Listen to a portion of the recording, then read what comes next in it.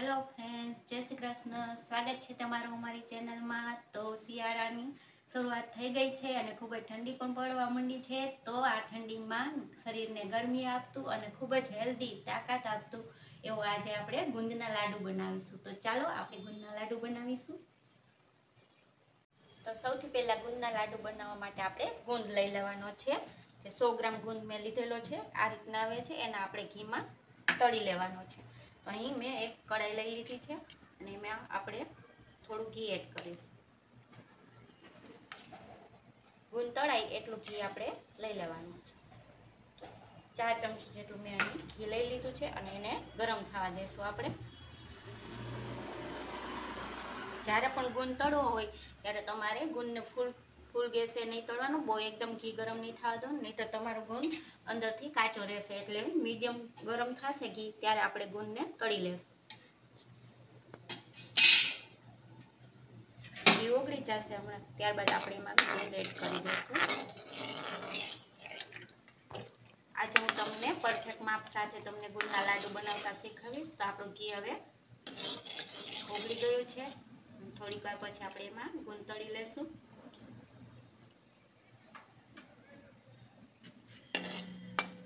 પહેલાં આપણે એક ગુંદ નાખી જોઈ લેશું. ગુંદ આપણો ઉપર તરત આવી જાય ત્યારબાદ જ ગુંદ એડ કરવાનો છે. જો તમારું ઘી ગરમ નહીં થઈ ગયું હોય તો પણ તમારો ગુંદ કાચો રહેશે. હજી આપણે થોડીક વાર ગરમ કરવાનું છે.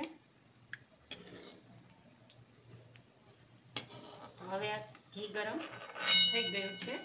આપણે થોડો ગુંદ એડ કરીશું. એક સાથે બધો ગુંદ તળવાનો નથી. તો આ રીતના થોડો થોડો ગુંદ નાખતા જવાનું છે અને આપણે એને સરસ તળી લેવાનો છે. એકદમ ફૂલેલો તળાઈ જાય એ રીતના તળવાનો છે. જોઈ શકો છો આપણો ગુંદ સરસ ફૂલીને તળાઈ ગયો છે. હવે એક પ્લેટમાં ગુંદને આપણે કાઢી લેવાનો છે. આ જ રીતે આપણે બધો જ ગુંદ પહેલા તળી લેશું.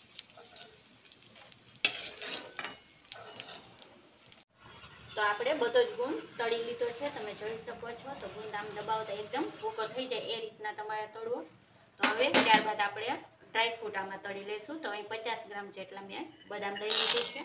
જે ઘી આપણે વધ્યું હતું એ જ ઘીમાં આપણે મીડિયમ ફ્લેમ ઉપર 1 મિનિટ માટે એને પણ શેકી લઈશું. તમે અહીં તમારી પસંદગીના કોઈ પણ ડ્રાયફ્રૂટ લઈ શકો છો. 1 મિનિટ માટે આપણે બદામને પણ શેકી લેશું. ત્યારબાદ કાજુ લઈ લીધા છે, એ પણ આપણે શેકી લેવાના છે.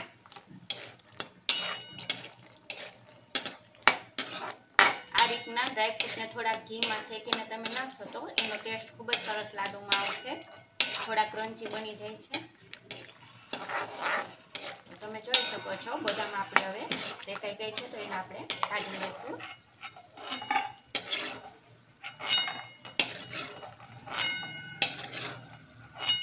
આ રીતે બદામને શેક્યા પછી હવે આપણે કાજુ શેકી લેવાના છે. કાજુને શેકતા બહુ ઓછી વાર લાગે છે. એટલે બંને હારે નહીં શેકવાના તમારે, એટલે બદામ વધારે કાજુ વધારે શેકાઈ જશે. બંને હારે કરશો ને થોડી વાર માટે કાજુને પણ ઘીમાં શેકી લેશું આપણે.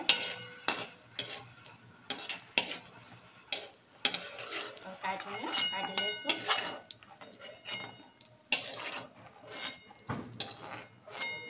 બે આપણે 50 ગ્રામ જ લીધું છે. હવે 1 ચમચી જેટલા પિસ્તા લીધા છે મેં. હવે એને આપણે ઘીમાં થોડી વાર શેકી લઈશું.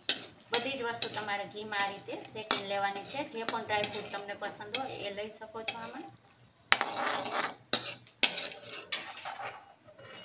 આ રીતે પિસ્તાને આપણે કાઢી લઈશું. બહાર થઈ ગયા છે.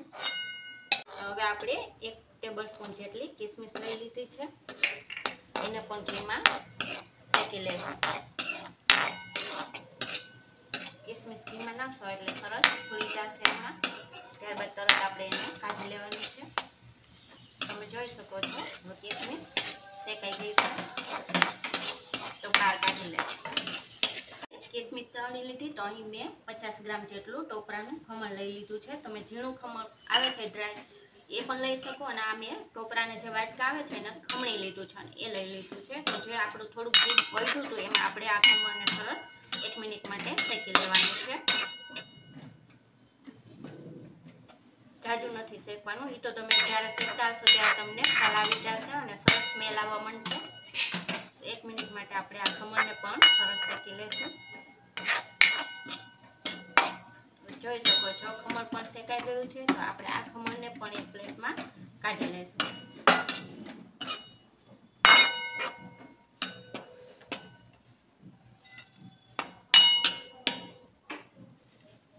ટોપરાનું ખમણ આપણે શેકી લીધું છે. ત્યારબાદ આ જ કડાઈમાં જરા પણ ઘી ન હોય એ રીતે આ કડાઈને એકદમ ક્લીન કરી લેવાની છે.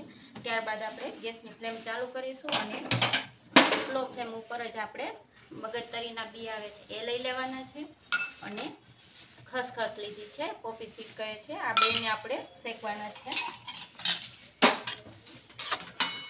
જો તમારે ઘીવાળી જરા પણ કઢાઈ હશે તો આ ખસખસ છે એમાં ચોટી જશે, એટલે આને પણ 1 મિનિટ માટે આપણે થોડા શેકી લેવાના છે. હવે આપણે ખસખસ અને મગજતરીના બી જે આવે છે એ પણ આપણે શેકી લીધા છે, એને એક પ્લેટમાં બહાર કાઢી લઈશું. ખસખસ નાખવાથી લાડુમાં ખૂબ જ સરસ ટેસ્ટ આવે છે, સાથે એનાથી ઊંઘ પણ સારી આવે છે. તો તમે આ ખસખસ તો જરૂરથી જ નાખજો આ લાડુમાં. તો આપણે હવે બધા ડ્રાય ફ્રૂટ ને બધું શેકી લીધું છે. તો આ ગુંદ જે આપણે તળેલો છે એને થોડો આપણે આ રીતે મેસર હોય તમારા પાસે એ અથવા તો કોઈ પણ વાટકી અથવા લોટો લઈ તમે આ રીતે એને અધકચરો કરી લેવાનો છે. સાવ ભૂકો નથી કરવાનો, થોડો અધકચરો આપણે આવી રીતે દબાવી લેશું ગુંદને, જેથી અમુક ગુંદ સરસ આખો રહેશે, અમુક ભંગાઈ જશે, લાડુમાં ટેસ્ટ સરસ આવશે.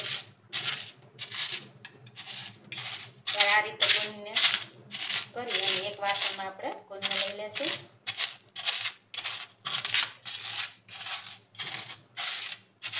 તમે જોઈ શકો છો ગુંદને આ રીતે દબાવીને કચરો કરી લીધો છે. હવે એને બાઉલમાં આપણે લઈ લઈશું. ત્યારબાદ આપણે જે ડ્રાયફ્રૂટ ઘીમાં શેક્યા હતા એ બધા ડ્રાયફ્રૂટને આપણે કચરા ક્રશ કરી લેવાના છે.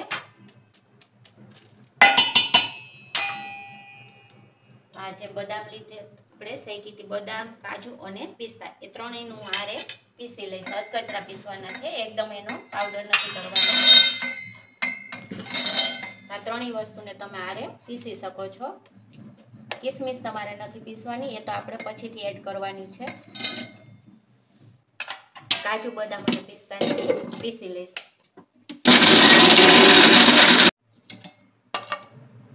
તો હું તમને બતાવીશ, જો આપણે થોડાક આમ અધકચરા દેખાય એ રીતે પીસી લેવાના છે. હવે જે આપણે ગુંદ બાઉલમાં એડ કર્યો તો એમાં ડ્રાયફ્રૂટ એડ કરી દેવાના છે.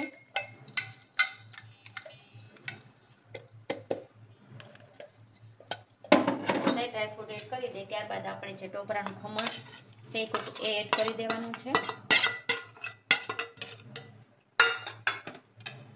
ને આ કિસમિસ એડ કરી દેવાની છે, ખસખસ. હવે આ બધું આપણે સરસ મિક્સ કરી લેવાનું છે. ત્યારબાદ આપણે લોટને શેકવાનો છે.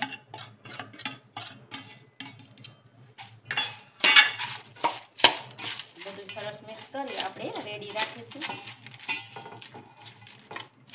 ચાલો આપણે હવે લોટને શેકી લેશું. આપણે ગુંદ અને બધા ડ્રાયફ્રૂટ એડ કરી દીધા છે. તો હવે ઘઉંનો જે ઝીણો લોટ આવે છે એ લઈ લેવાનો છે. એ મેં 250 ગ્રામ લઈ લીધો છે લોટ. તો હવે 3 થી 4 ચમચી જેટલું પહેલાં એક કડાઈમાં ઘી લઈ લઈશું. આપણે આ લોટને એકદમ ઝાઝા ઘીમાં નથી શેકવાનો. ગેસની ફ્લેમ ચાલુ કરી દીધી છે મેં. આટલું ઘી લઈ હવે આ લોટનામાં આપણે શેકી લેવાનો છે.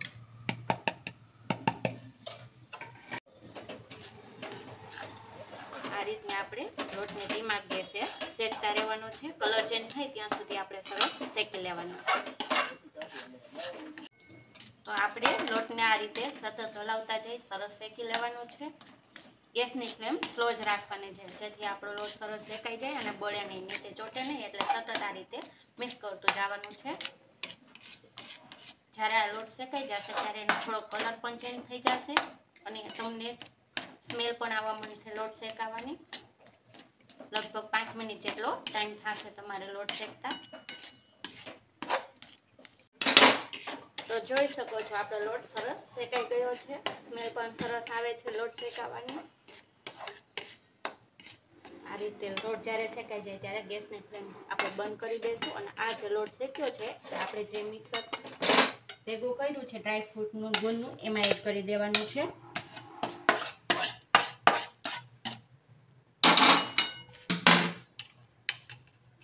બધા જ લોટને અને ડ્રાયફ્રૂટને આપણે સરસ મિક્સ કરી લેવાનું છે.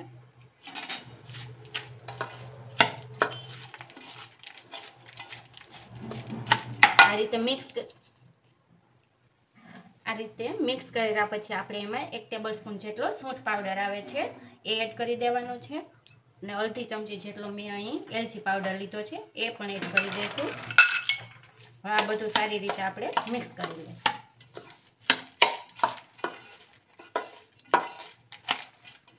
સરસ આપણે આ સરસ મિક્સ કરી લીધું છે. તો હવે આપણે ખાંડનો ઉપયોગ નથી કરતા તો એ હેલ્ધી નથી બનતા લાડુ. તો આપણે અત્યારે અહીં ખાંડને બદલે ગોળનો યુઝ કરીશું. તો ગોળને આપણે પહેલાં ગરમ કરવાનો છે અને અહીં ગોળ પણ મેં 250 ગ્રામ જેટલો લઈ લીધો છે. જેટલો લોટ હોય એટલો ગોળ લઈ શકો છો. પછી તમારે જે રીતના તમને ગળપણ ભાવતું હોય એ રીતે લઈ શકો. 200 ગ્રામ પણ લઈ શકો છો અને વધારે પણ લઈ શકો છો. તો ચાલો હવે આપણે ગોળને ગરમ કરીશું. તો આપણે ગોળને હવે ઓગાળવાનો છે એટલે એના માટે આપણે પહેલાં 1 ટેબલસ્પૂન જેટલું ઘી એડ કરી દઈશું. ત્યારબાદ આપણે એમાં ગોળ એડ કરી દઈશું. તમારે ગોળને આ રીતના દેશી ગોળ પણ લઈ શકો છો અને ભીલીનો જો ગોળ લ્યો કઠણ તો એને તમારે પહેલાં ઝીણો સમારી લેવો, ત્યારબાદ જ એને ગરમ કરવો. નહીં તો જ્યારે એ ગાંગડાને ઓગળતા વાર લાગશે તો ગોળમાં થોડી કડવાશ આવી જશે. તો આપણે બધો જ ગોળ એડ કરી દીધો છે કઢાઈમાં. હવે એમાં ગોળ ઝડપથી ઓગળી જાય એના માટે 2 ચમચી જેટલું થોડુંક પાણી નાખી દઈશું. બધું સરસ આપણે હલાવવાનું છે. તમારે ગોળની કંઈ પાઈ નથી લેવાની, ખાલી ગોળને ઓગાળવાનો છે. ત્યારબાદ આપણે એને જે આપણે મિક્સર આપણે કર્યું છે એમાં એડ કરી દેવાનો છે. આ રીતે સતત હલાવતા રહેવું જેથી ગોળ ઝડપથી ઓગળી જાય અને તળિયે બેસે નહીં.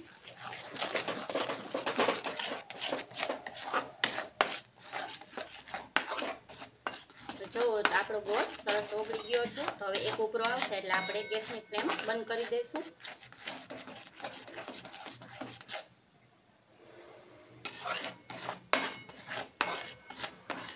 દેશી ગોળ લેશો તો ઝડપથી ઓગળી જશે તમારે. તો જો હવે આ ઉભરો આવી ગયો છે તો આપણે ગેસની ફ્લેમ બંધ કરી દઈશું. તો ગેસની ફ્લેમ બંધ કરી આપણે બધો જ ગોળ જે ઓગાળ્યો એ આમાં એડ કરી દેવાનો છે.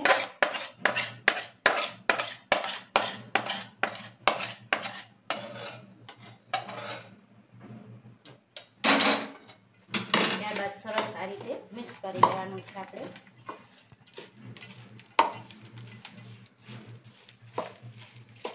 જ્યારે થોડુંક ઠંડુ થશે ત્યારબાદ આપણે એના લાડુ બનાવીશું. પહેલાં એકદમ આ રીતે સરસ મિક્સ કરી દઈશું અને એકદમ ઠંડો પણ નથી થવા દેવાનું. આપણે અડી શકીએ એટલું ગરમ હોય ત્યારે લાડવા બનાવી લઈશું. તો આપણું આ મિક્સર ઠંડુ થઈ ગયું જોઈ શકો છો. હાથથી અડી શકો એટલું છે. તો થોડુંક આટલું હાથમાં લઈ લેવાનું. તમારે જે સાઈઝના લાડુ બનાવવા હોય એ સાઈઝનું તમારે આમાંથી થોડોક લોટ લઈ લેવાનો અને આ રીતે સરસ લાડુ બનાવી લેવાના છે. જો કેવો મસ્ત લાડુ બને છે. આ રીતે થોડું થોડું લેતા જઈએ અને સરસ લાડુ બનાવી લેશું આપણે બધા જ.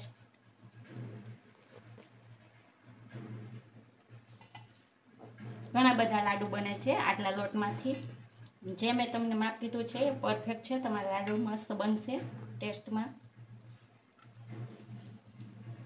બધા જ લાડુ આ રીતે હું બનાવી લઈશ. તો આપણે બધા જ લાડવા બનાવી લીધા છે. તમે જોઈ શકો છો કેટલા મસ્ત બન્યા છે. તો હું તમને એક લાડવો તોડીને પણ બતાવીશ. જો અંદરથી પણ એકદમ સોફ્ટ છે. ટેક્સચર ખૂબ જ સરસ આવે છે અને ટેસ્ટી પણ બને છે. તો તમે આ શિયાળે આ લાડુ જરૂરથી એકવાર બનાવજો.